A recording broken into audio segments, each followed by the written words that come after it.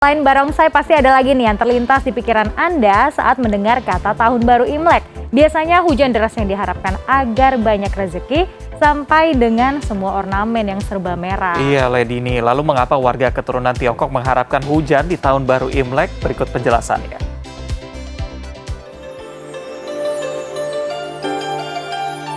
Halo, Kung Si Facai, Sineng Kuai Le. Nah, selamat buat Anda yang merayakan Tahun Baru Imlek. Buat warga Tionghoa kebanyakan dan buat yang masih merayakan tentu Tahun Baru Imlek dinanti sebagai harapan akan adanya rezeki yang baru. Nah, tapi buat kita ini semuanya kebanyakan tentu mengharapkan adanya satu lagi tambahan libur di hari Imlek ini.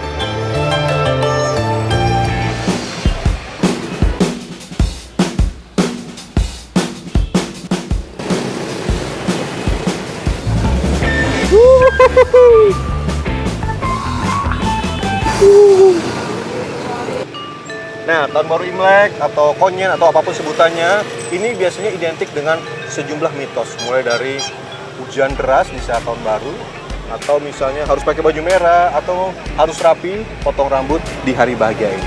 Tapi sebenarnya ya, warga zaman sekarang ini masih percaya atau enggak sih? Atau ya udahlah, yang penting Tahun Baru aja.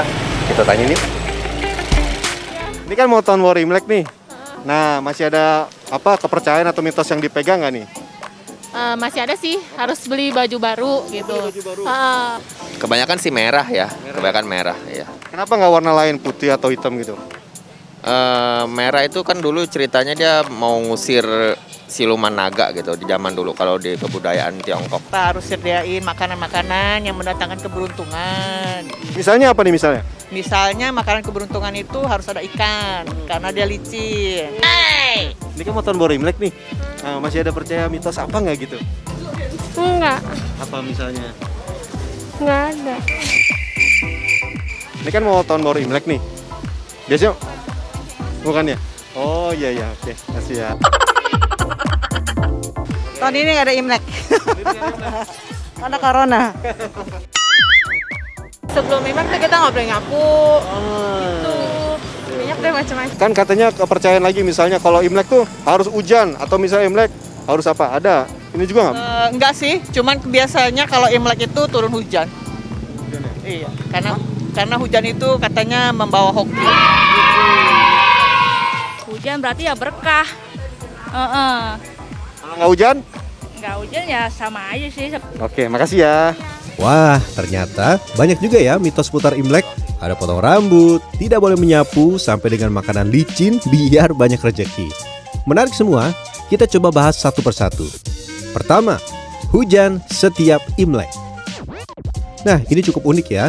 Hujan apalagi semakin deras katanya dinanti karena akan dapat rezeki. Kalau hujan kecil apalagi kering kerontang, ini katanya harus waspada.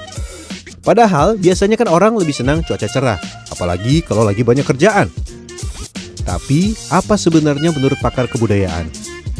Jadi kalau kita lihat hujan lebat kita diartikan akan rezeki menjadi banyak, itu tidak ya, itu salah. Di mana-mana kalau hujan yang deras kemudian itu kan akan menimbulkan bencana ya. Sebetulnya yang diharapkan daripada hujan di sini ini adalah hujan yang rintik-rintik atau hujan gerimis, karena itu diidentikan dengan embun dari surga yang biasanya ditunggu ketika malam pergantian tahun baru. Wah, jadi gitu ya. Tapi kalau dari sisi ilmiah sebenarnya juga bisa dijelaskan kenapa Tahun Baru Imlek tidak selalu di musim hujan.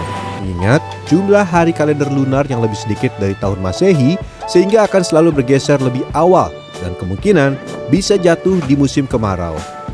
Tentunya ketika masuk di musim hujan maka ya akan masuk dia. Seberapa lama? Ya setiap tahun bergeser 10 hari gitu. Sehingga bertahun-tahun akan masuk tetap di musim hujan gitu. Tapi nanti dalam sekian puluh tahun yang akan datang pasti akan masuk kemarau gitu. Saya kecil itu pernah Imlek di musim kemarau yang enggak hujan ya. Sekarang kita bahas mitos kedua. Pakai baju merah. Dari sisi psikologi warna, merah melambangkan spirit bahagia serta optimisme. Jadi, sesuai dengan semangat tahun baru Imlek. Tapi tetap harus diingat, Gunakan baju yang sesuai dengan warna kulit. Tapi kita juga harus memilih warna merahnya apa yang untuk kulit kita. Ini kalau fashion ya. Biasanya kita harus pilih karena warna merah tuh macam-macam. Ada merah darah, merah stroberi, merah beet, daun beet, merah cabai. Nah, itu semua harus kita perhatikan. Turunan merah mana yang cocok untuk kulit kita. Dan stylingannya dipadukan dengan let's say warna merah dan warna orange. Nah, merah orange itu kan satu rumpun warna. Nah, itu. Nah, selanjutnya potong rambut sebelum merayakan Imlek. Tapi kenapa ya? Yuk kita tanya. Jadi kalau memang untuk memotong rambut ini memang sebuah tradisi yang masih dipertahankan nih ketika sebelum perayaan Imlek ini memotong rambut gitu ya. Karena ini juga berupa harapan lagi bahwa tahun-tahun yang akan datang ini mendatangkan pengharapan lebih baik, sukacita. Tetapi ini dilakukan sebelum malam tahun baru Imlek ya, jangan pas tahun baru Imlek karena itu sudah tidak boleh memotong rambut, dan 1 bulan itu ya jangan motong rambut ketika dalam bulan pertama tahun baru itu. Nah, ternyata banyak banget ya ilmunya ya, sampai kenyang persis nih kayak makan makanan ini.